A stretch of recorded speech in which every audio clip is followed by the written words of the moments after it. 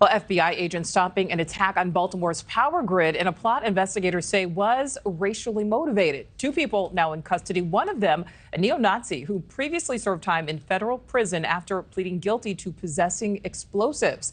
It's been a growing concern of the last few months, with attacks reported in a number of different states, prompting warnings from the FBI. Correspondent Ryan Bass is live. Ryan, prosecutors say the pair wanted to, quote, destroy the entire city. That was their plan, Nichole, with one woman who was arrested allegedly saying she wanted to, quote, lay this city to waste.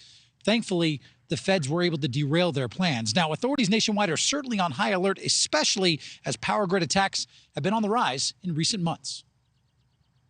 A Florida neo-Nazi leader and a Maryland woman have been arrested by federal authorities on charges that they plotted to attack energy facilities in the Baltimore area in an attempt to, quote, completely destroy the entire city. The accused were not just talking, but taking steps to fulfill their threats and further their extremist goals.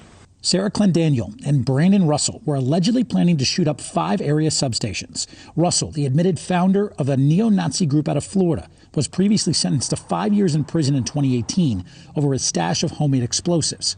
Baltimore Gas and Electric and Exelon said in a statement that law enforcement acted before the perpetrators were able to carry out their plan and that there was no damage to any of the substations, nor was any service disrupted.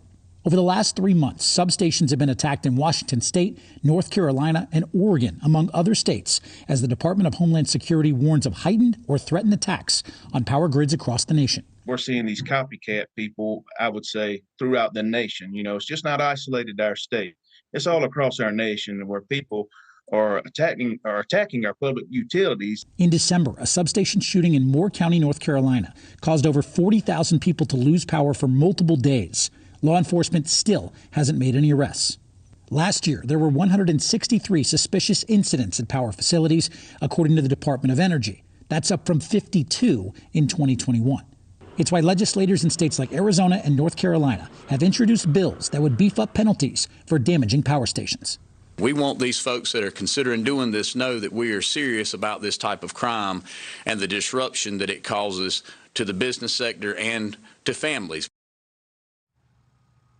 Now, Nichole, federal regulators are in the middle of a 120-day review of security standards at power stations nationwide. Those current standards that are in place, they've been in place since 2014. There's concerns that they are outdated. As for Clendaniel and Russell, they both had court appearances today in Baltimore and Orlando on charges of conspiring to destroy an energy facility. If they are convicted, they face up to 20 years in prison. Nichole? Thank you for watching. Go to newsnationnow.com to find NewsNation on your television provider. And don't forget to click the red subscribe button below to get more of NewsNation's fact-driven, unbiased coverage.